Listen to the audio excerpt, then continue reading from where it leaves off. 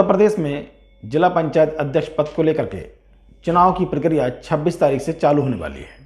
26 तारीख से नामांकन की प्रक्रिया चालू होगी।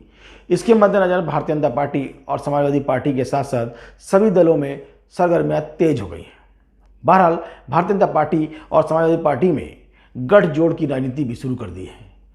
अगर हम बात करें रामपुर जिले की, तो रामपुर में भी इसी तरह का माहौल बना हुआ है। भारतीय जनता पार्टी के पास मात्र 7 सदस्य हैं, जबकि समाजवादी पार्टी 11 सदस्य होने का दावा कर रही है। लेकिन भारतीय जनता पार्टी इन 7 सदस्यों के बल पर जिला पंचायत अध्यक्ष पद पर दावेदारी पेश कर रही है, लेकिन उसका खेल तीसरे मोर्चे ने बिगाड़ दिया है। तीसरे मोर्चे की माने तो वह जो भी ज़्यादा सदस्य दिखाएगा उसके साथ खड़ी होगी। आइए देखते हैं एक ऐसी ही रिपोर्ट।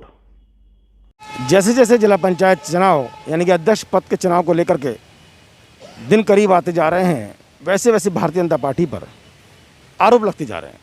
और आज अनुराधा चौहान जो निर्दलीय थी और वो पहुंच गई हैं भाकियों में। भाजपा जिला अध्यक्ष श्री अभय गुप्ता जी मेरे साथ है। अभय जी, भारतीय जनता पार्टी पर आरोप क्यों लग रहा है? कोई निराधार आरोप है, इस तरह का कोई आरोप नहीं है। कोई गलत बात करने से हारने की हताशा एक तरह से समाजवादी रच रही है, क्योंकि बहुमत हमारे साथ है। हम भारतीय जनता पार्टी का जिला पंचायत अध्यक्ष बनाने जा रहे हैं, इसलिए उनको हारने की हताशा को देखते हुए इस तरह की हरकत कर रहे हैं। देखिए, बहुमत की बात कर रहे हैं, आपकी बहुमत आपके पास 7 सीटें हैं। 7 भारतीय जनता पार्टी की नीतियों को देखते हुए निर्दलीय जितने भी विजेता जिला पंचायत सदस्य हैं वो सब हमारे साथ हैं। क्या आपके पास उन्होंने समर्थन लेटर दिया? बिल्कुल समर्थन हमारे साथ है। चुनाव आने दीजिए, सब आपको दिखाई देगा। आप पे आरोप क्यों लगा रहे हैं? बहुत सारे लोग आरोप लगा रहे हैं। आरोप तो कोई भी किसी को लगा सकता है। आरोप तो कोई भी किसी को लगा सकता है। सब निराधार आरोप हैं, बिल्कुल गलत आरोप हैं। हमारे अपनी बात को साबित करने की कोशिश करें। अध्यक्ष जी, मैं पूछ रहा था कि जैसे जैसे भारतीय जनता पार्टी के चुनाव विधानसभा करीब में आ रहा है और जो हमने चुनाव अभी देखा है जिला पंचायत वाला, वहाँ भारतीय जनता पार्टी को अच्छा रिजल्ट नहीं मिला है। नहीं, ऐसा कुछ नहीं है। भारतीय जनता पार्टी का ये चुनाव पंचायत का चुनाव है। इस पंचायत के चुनाव में लोकल मुद्दे भी होते हैं और भारतीय जनता पार्टी ने अच्छा प्रदर्शन किया है, पहले से अच्छा प्रदर्शन किया है। पहले 5 सीटों से ज़्यादा कभी नहीं आई थी, लेकिन इस बार 7 सीटें हैं और 4 प्रत्याशी हमारे कम से कम 100 वोटों से हारे हैं। और अगर आप देखेंगे तो निश्चित रूप से बहुत अच्छा प्रदर्शन, वोटों के आधार पर अगर देखेंगे तो अच्छा प्रदर्शन है। देखिए, आपने तो मुद्दा खुद ही दे दिया कि हारे हैं। संतोष खेरा कह रहे हैं आप लोगों ने हरवा दिया। नहीं, कोई नहीं हरा। पार्टी का प्रत्याशी कौन हराएगा? 15 से 21 वोटों से जीते थे उन्होंने आरोप लगाया। नहीं, बिल्कुल गलत बात। मैंने इंटरव्यू लिया था, अपने चलाया। नहीं, गलत, वो झूठ बोल रहे हैं। निराधार बात है। पार्टी का प्रत्याशी किसी को भी हराने का क्या मतलब है? ये तो कह रहे हैं कि ये तो वही बता सकते हैं। मतलब आपके पास 7 हैं, 7 से एकदम आप मतलब 20-21 की बात कर रहे हैं, कैसे पहुंच गया आप? नहीं, सारे निर्दलीय प्रत्याशी हैं और जितने भी सदस्य हैं वो भारतीय जनता पार्टी की नीति देखकर भारतीय जनता पार्टी के साथ जुड़ रहे हैं।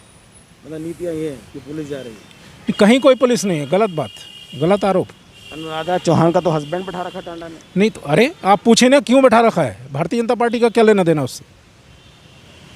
कोई मतलब। भाजपा वाले मुझसे चाहते हैं मैं वोट दूं, मैं देना नहीं चाहता। अब ऐसे तो कोई भी कुछ कहने लगे, ऐसा कुछ नहीं। भारतीय जनता पार्टी कहीं किसी पे दबाव की राजनीति नहीं करती है, कहीं किसी को नहीं करा है। अपनी रीति नीति से देखकर भारतीय जनता पार्टी के साथ सभी सदस्य आ रहे हैं और हम लोग भारतीय जनता पार्टी का जिला पंचायत अध्यक्ष बनाएंगे। 7 सीटें कितनी होगी? अब ये आने दीजिए, चुनाव देखते हैं। जीतेंगे, बहुमत है, जीतेंगे, पूरा जीतेंगे। कैसे भी? कैसे से क्या मतलब है? 7 सीटें। अरे 7 सीटों से क्या मतलब? वोट के आधार पर जीतेंगे। समर्थन है ना, समर्थन दे रहे हैं लोग, दे रहे हैं। हाँ बिल्कुल। भारतीय जनता पार्टी की माने तो रामपुर सीट उनके हाथ में है। भले ही 7 सीटें दिख रही हों, लेकिन वो कहते हैं कि जादुई आंकड़ा हम छू लेंगे।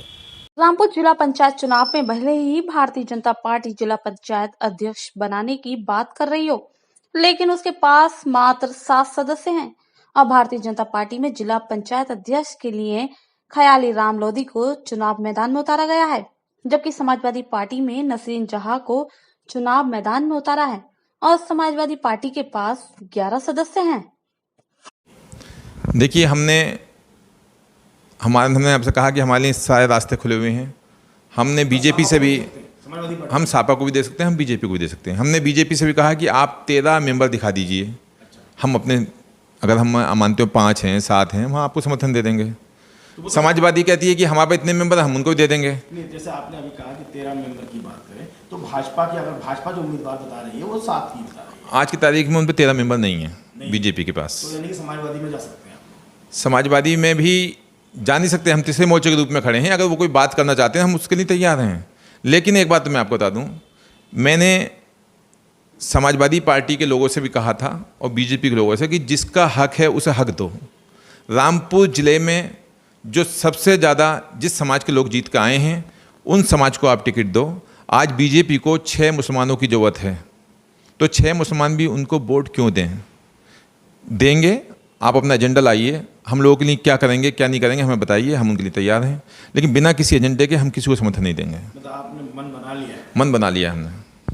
बहरहाल अगर हम मुस्तफ़ा जी की बातों को सुने तो उससे साफ जाहिर होता है कि भाजपा जब तक 13 सदस्यों का पत्र नहीं दिखाएगी तब तक तीसरा मोर्चा उसके साथ नहीं जाएगा। लेकिन उनकी बातों से एक बात का खुलासा जरूर हो गया कि यदि समाजवादी पार्टी के पास वो जादुई आंकड़ा है तो कहीं ना कहीं वो टच करेंगे। तीसरे मोर्चे के गठन के बाद से भारतीय जनता पार्टी के सपने पर ग्रहण लग सकता है, क्योंकि तीसरे मोर्चे ने साफ तौर पर कह दिया है कि जिसके पास जादुई आंकड़ा होगा वह उसी के साथ जाएंगे। वही भारतीय जनता पार्टी इस जादुई आंकड़े को छूने के लिए बेताब है। 7 सदस्यों के समर्थन के साथ भारतीय जनता पार्टी जिला पंचायत अध्यक्ष पद पर बैठना चाहती है, लेकिन समाजवादी पार्टी भी कहीं पीछे नहीं दिख रही है। समाजवादी पार्टी के सूत्रों की माने तो उसके पास 17 से ज़्यादा सदस्यों के पत्र मिल चुके हैं, जो समय आने पर पत्तों की तरह खोल दिए जाएंगे। बहरहाल चुनाव किस तरह बैठेगा ये तो आने वाले समय में पता चलेगा, लेकिन तीसरा मोर्चा भी सबका खेल बिगाड़ सकता है। इस चुनाव में 2 दिग्गजों की प्रतिष्ठा दांव पर लगी है। समाजवादी पार्टी के कद्दावर नेता मोहम्मद आजम खान और भारतीय जनता पार्टी के वरिष्ठ नेता और केंद्रीय मंत्री मुख्तार अब्बास नकवी का इस चुनाव नतीजे से कभी भी देखने को मिलेगा और प्रदेश भर में होने वाले जिला पंचायत अध्यक्षों का नतीजा तय करेंगे कि 2022 में किसकी सरकार होगी।